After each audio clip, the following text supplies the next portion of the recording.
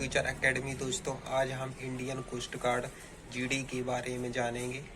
यही जो वैकेंसी है कोस्ट गार्ड द्वारा निकाली जाती है। इसके भी आपके साल में 2 बैच आते हैं। फर्स्ट बैच आपका जुलाई महीने में आता है और सेकेंड बैच आपका जनवरी महीने में आता है। इसके लिए जो आपकी एज लिमिट रहती है वो 18 टू 22 ईयर्स रहती है और इसमें भी आपको रिलैक्सेशन मिलता है। SC/ST को 5 ईयर्स का रिलैक्सेशन मिलता है और OBC को 3 ईयर्स का रिलैक्सेशन मिलता है। इसके लिए जो आपकी क्वालिफिकेशन रहती है वो आपकी 12th पास रहती है, लेकिन आपने 12th PCM सब्जेक्ट से किया हो। PCM यानी फिजिक्स, मैथ और केमिस्ट्री। यदि 12th आपने बायो या किसी अदर सब्जेक्ट से किया तो आप इसका फॉर्म भरने के लिए एलिजिबल नहीं हो।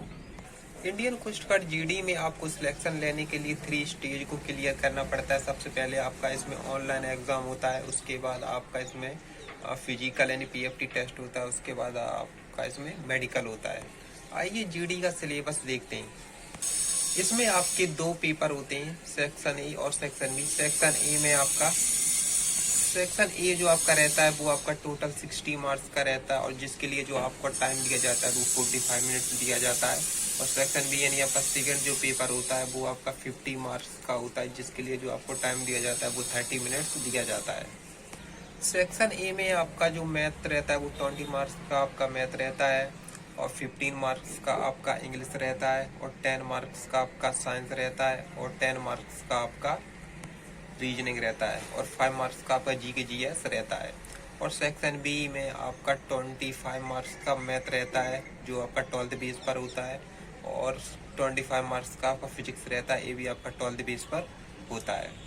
यानी आपका जो दूसरा पेपर होता है वो आपका 12th बेस पर रहता है। यानी आपने 12th में मैथ फिजिक्स जो पढ़ा होगा उसी से आपके प्रश्न इसमें पूछे जाएंगे। जो कैंडिडेट पेपर को क्लियर कर लेता है उसके बाद उसका PFT टेस्ट होता है। PFT टेस्ट में 1.6 किलोमीटर यानी 1600 मीटर की रनिंग रहती है, जिसके लिए आपको जो टाइम दिया जाता है वो 7 मिनट का टाइम दिया जाता है और 10 पुशअप्स और 20 स्क्वाट्स आपसे कराए जाते हैं। और जो कैंडिडेट PFT को क्लियर कर लेता है उसका सेम डे में उसका इनिशियल मेडिकल हो जाता है। मेडिकल में आपका जो मिनिमम हाइट रहना चाहिए वो 157 सेंटीमीटर होना चाहिए और आपका जो चेस्ट एक्सपेंशन आपका जो होना चाहिए वो आपका 5 सेंटीमीटर आपका चेस्ट एक्सपेंशन होना चाहिए, यानी 5 सेंटीमीटर आपका चेस्ट का फैलाव मांगते हैं। जो कैंडिडेट इनिशियल मेडिकल को क्लियर कर लेता है उसके बाद उसका एक मेरिट आता है और मेरिट में जिस कैंडिडेट का नाम आ जाता है उससे INS चिल्का में फाइनल मेडिकल के लिए बुलाया जाता है। डी की पोस्ट जो रहती है आपकी वो सेम नेवी में जो SSR की वैकेंसी निकलती है सेम रहती है। SSR और जो इंडियन कोस्ट गार्ड जीडी की जो ट्रेनिंग आपकी कराई जाती है वो साथ में ही INS चिल्का में कराई जाती है। इसकी ट्रेनिंग जो बेसिक ट्रेनिंग रहती है 6 मंथ्स की रहती है। इसमें आपकी जो पोस्टर निकलती है, इसमें आपकी जो टोटल सीटें निकलती हैं वो लगभग आपकी 250 से 260 के लगभग इसमें अप्रोक्स आपकी सीटें आती हैं।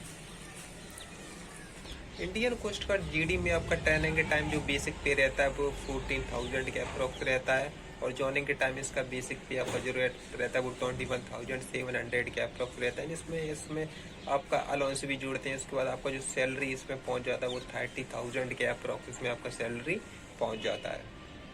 इसका जो मेरिट बनता है वो ऑल इंडिया बेस पर इसका मेरिट बनता है। इसके लिए यदि आपको मॉक टेस्ट चाहिए तो आप यूट्यूब पर एक चैनल सुपरफास्ट इंग्लिश अकेडमी, वहाँ से आप इसके लिए मॉक टेस्ट बाय कर सकते हो। यदि वीडियो अच्छा लगा है तो इसे लाइक शेयर और चैनल को सब्सक्राइब करें और साथ ही बेल आइकन को प्रेस जरूर करें। सो वीडियो देखने के लिए आप सभी का बहुत बहुत धन्यवाद।